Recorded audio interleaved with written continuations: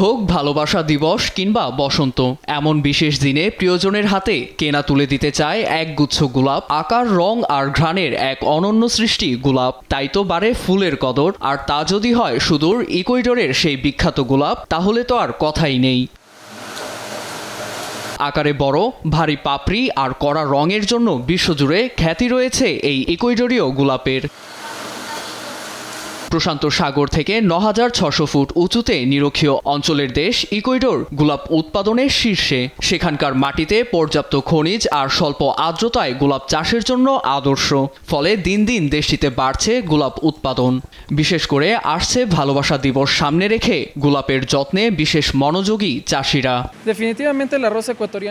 আমার কাছে ইকুয়েডরের গোলাপ বিশ্বের সেরা, কারণ এখানের মতো বড় পাপড়ি আর আকারের গোলাপ আপনি অন্য কোথাও পাবেন না। এর প্রধান কারণ ভৌগোলিকভাবে আমরা সমুদ্রপৃষ্ঠ থেকে অনেক উঁচুতে।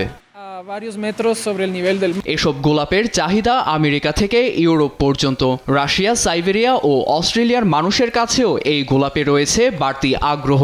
দেশটির বাণিজ্য মন্ত্রণালয়ের তথ্য বলছে, গত বছর ২৬,০০০-এর বেশি মেট্রিক টন ফুল রপ্তানি করে রেকর্ড গড়েছে ইকুয়েডর, যা চলতি বছরে ৩ থেকে ৫% বাড়ার আশা। চলতি মৌসুমের ১৮ জানুয়ারি থেকে শুরু হয় এই রপ্তানি। কার্যক্রম চলবে আগামী ৮ ফেব্রুয়ারি পর্যন্ত।